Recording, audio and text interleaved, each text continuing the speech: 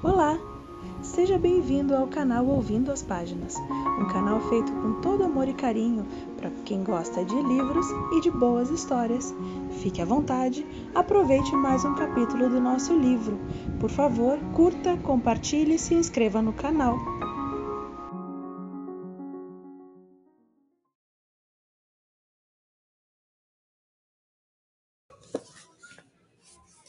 Eleanor e Park. 7. Park. Vou chamar a Kim para sair, disse Cal.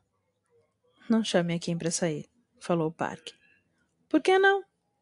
Eles estavam sentados na biblioteca, onde supostamente deveriam estar procurando poemas. Cal já tinha escolhido alguma coisa curta sobre uma garota chamada Júlia e a liquefação das roupas dela. Grosseiro, disse Park. Não pode ser grosseiro. Cal argumentou. Tem 300 anos de idade. Por que a Kim? Park falou. Não dá para convidá-la para sair. Olhe para ela. Kim estava sentada à mesa seguinte, com duas meninas igualmente almofadinhas. Olhe para ela, disse Cal. Ela é chocante. Nossa, que coisa mais idiota. O quê? É uma gata. Chocante porque é uma gata. Mas você tirou essa da revista Thrasher, ou algo assim, tá certo? É assim que se aprende a palavras novas, Park. Cal deu um tapinha no livro de poesia. Lendo. Você tá viajando. Ela é chocante. Cal falou, piscando para Kim e tirando um salgadinho da mochila.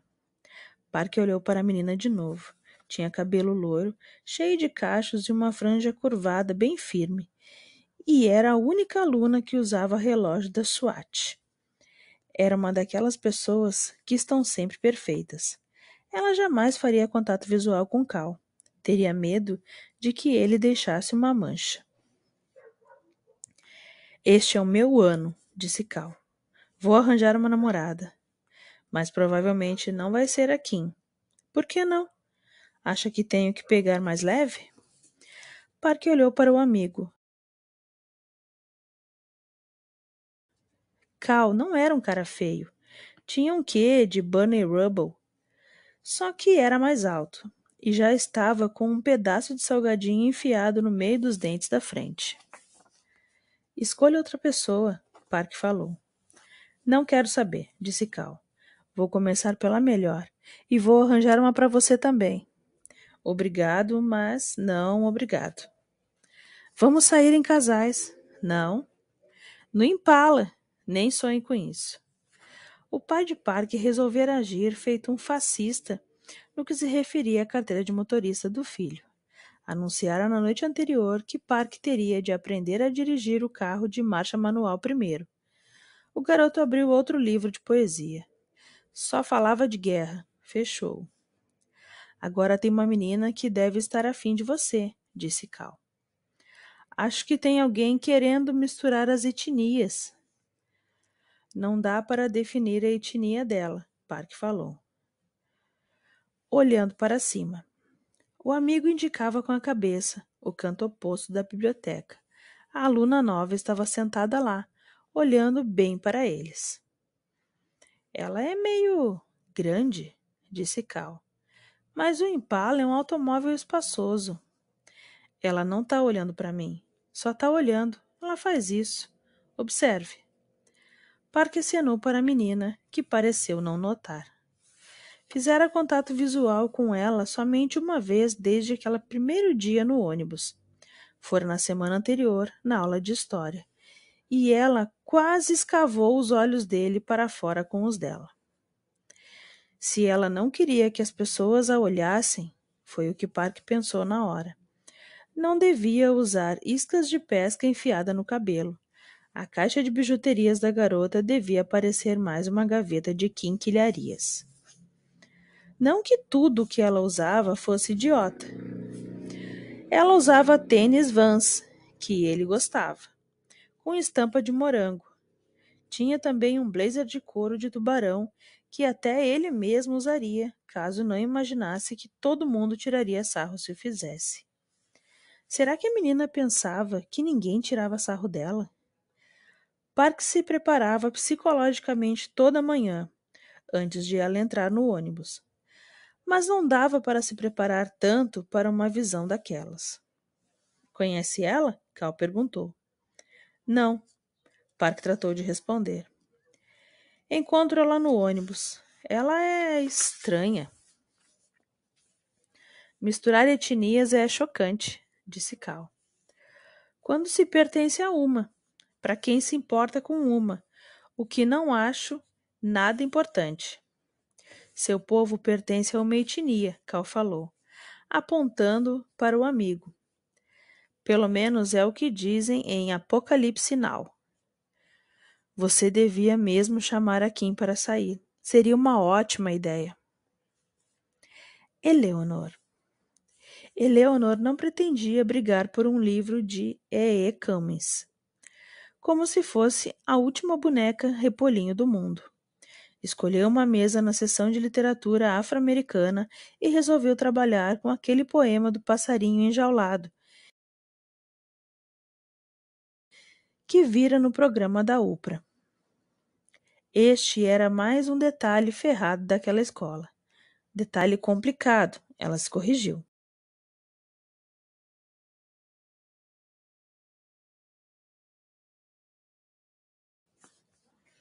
A maioria dos alunos era negra, mas boa parte dos alunos nas matérias avançadas era branca. Os primeiros vinham de ônibus do Oeste, cidade de Omaha, e os alunos brancos das colinas, que não faziam as matérias mais difíceis, vinham na direção oposta. Eleanor queria poder causar mais matérias avançadas. Queria que houvesse educação física avançada. Não que fossem deixá-la entrar na educação física avançada. Teria de começar pela educação física terapêutica, junto a todas as outras gordinhas que não conseguiam fazer abdominais. Enfim, os alunos avançados, negros, brancos ou orientais, costumavam ser mais gentis. Talvez fossem igualmente maus no interior, mas tinham medo de arranjar confusão. Ou talvez fossem igualmente maus em todo lugar. Eleanor fazia inglês, história e geografia avançados, mas passava o restante do dia na cidade maluca. Sério, sementes da violência. Talvez fosse melhor se esforçar bastante nas matérias avançadas para não ser expulsa delas. Começou a copiar o poema do passarinho enjaulado num caderno. Legal, tinha rimas. 8. Parque. Ela andava lendo o gibi dele. Primeiro, Parque pensou que estava imaginando coisas. Tinha sempre a sensação de que ela estava olhando para ele, mas sempre que a olhava, ela estava olhando para baixo. Finalmente percebeu que ela olhava para o colo dele. Não com sacanagem. Olhava para o gibi e dava até para ver os olhos dela movendo-se. Parque não sabia que uma pessoa de cabelos ruivos pudesse ter olhos castanhos. Não sabia que alguém pudesse ter o cabelo tão ruivo ou a pele tão branca. Os olhos da aluna nova eram mais escuros que os da mãe dele. Muito escuros, eram quase uns buracos no rosto. Pensar assim parecia maldade, mas não era. Talvez fosse melhor coisa nela. Fazia Park se lembrar mais ou menos do jeito com que os artistas desenhavam a Jean Grey. Às vezes, quando ela estava usando sua telepatia, com os olhos totalmente pretos, tipo alienígena. Naquele dia, a menina estava usando uma camisa masculina gigante, coberta com conchas.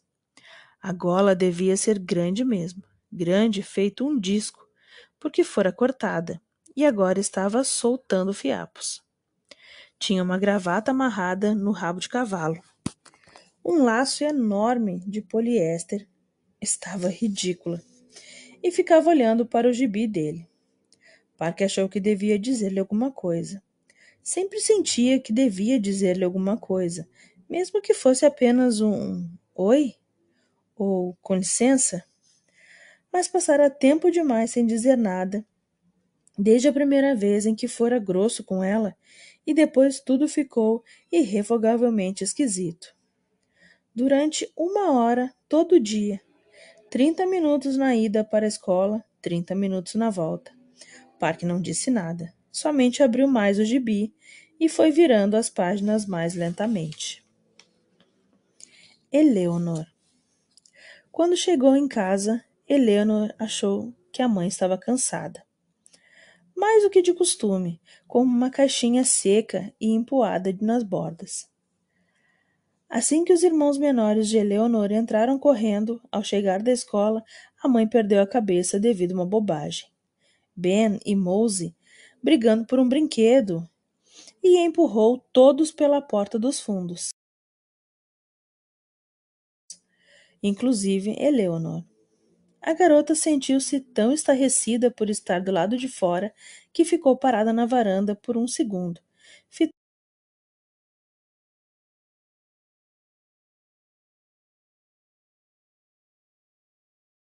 fitando o Rottweiler de Rich. A cachorra se chamava Tônia, nome da ex-mulher dele. Ela devia mesmo maltratar os homens, a Tônia, a cachorra, no caso. Mas Eleanor jamais a vira, mais do que semi-acordada. Ela tentou bater à porta. Mãe, me deixa entrar, não tomei banho ainda. Ela costumava tomar banho logo depois da aula, antes que Rich chegasse em casa. Tomava um processo bem menos estressante, visto que não havia porta naquele banheiro, o que piorou demais que alguém rasgou o lençol que garantia certa privacidade. A mãe simplesmente a ignorou. As crianças já estavam brincando no parquinho. A casa nova era vizinha de uma escola infantil, a escola de Ben, Mosey e Maisie. E o parquinho ficava logo depois do quintal. Eleanor não sabia mais o que fazer, então foi até onde pôde ver Ben sentado num dos balanços e sentou-se junto a ele. O friozinho pedia um agasalho. Eleanor quis estar usando um. O que vocês vão fazer quando ficar frio demais para brincar aqui fora? Ela perguntou a Ben. Ele estava tirando carrinhos dos bolsos e aos quais alinhavam sobre a terra. Ano passado, disse, o papai fazia a gente ir para a cama às 7h30. Caramba, você também? Por que chamam ele assim? Ela tentou não soar irritada. Ben deu de ombros. Acho que é porque ele é casado com a mamãe. Tá, mas... Eleanor percorreu com as mãos as correntes do balanço, depois as cheirou. A gente não chamava ele assim. Você considera ele como pai? Não sei, Ben respondeu sem emoção. Como devo considerar? Ela não retrucou, então ele voltou a arrumar os carrinhos. Precisava cortar o cabelo. As madeixas louro-avermelhadas desciam em caracóis quase até a gola da camisa. A peça de roupa pertencera a Eleanor. O menino usava também calças de veludo que a mãe transformara em shorts.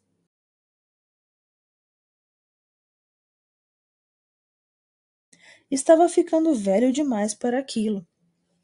Carrinhos e parquinhos, já com 11 anos.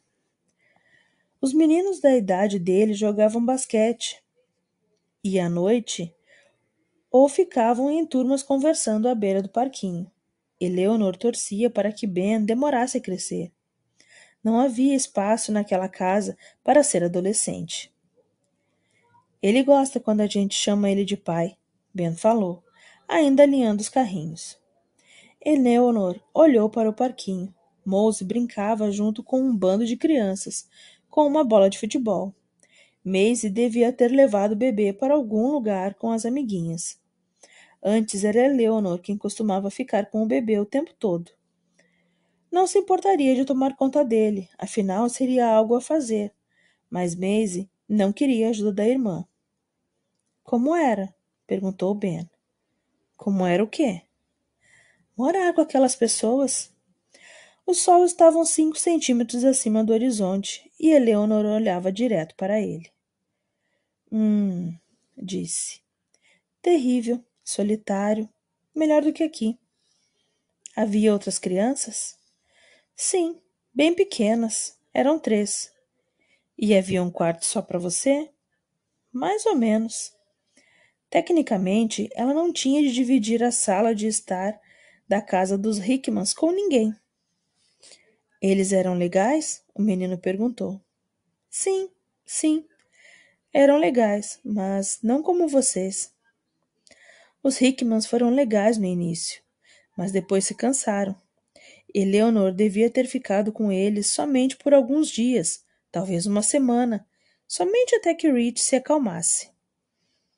Vai ser igual à festa do pijama, a senhora Hickman disse a Eleanor na primeira noite, enquanto arrumava o sofá. E a senhora Hickman, Tammy, conhecia a mãe de Eleanor desde o colegial. Havia uma foto sobre a TV do casamento dos Hickman, e a mãe de Eleanor fora a madrinha.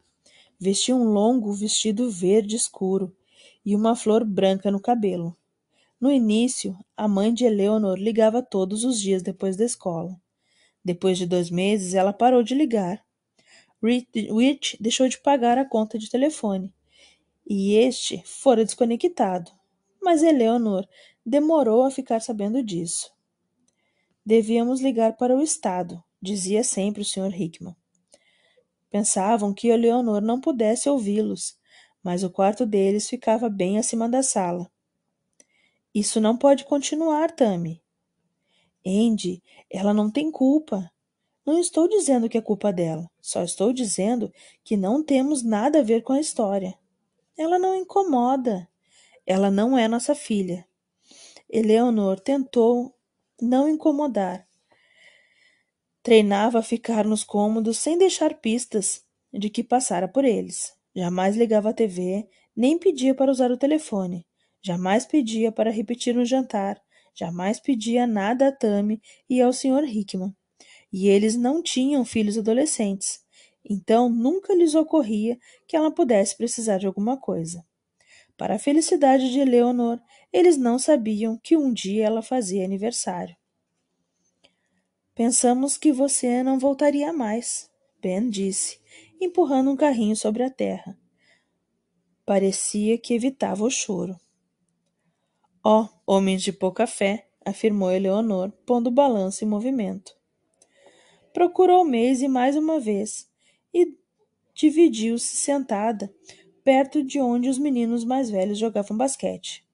Eleanor reconhecia boa parte deles, pois pegavam o mesmo ônibus. O mestiço idiota estava lá, pulando mais alto do que ela imaginava que ele fosse capaz. Usava um short preto comprido e uma camiseta em que estava escrito loucura. Vou embora, disse ela a Ben, saltando do balanço e dando um empurrãozinho na cabeça dele. Mas não sumirei, nem nada disso. Não precisa molhar as calças.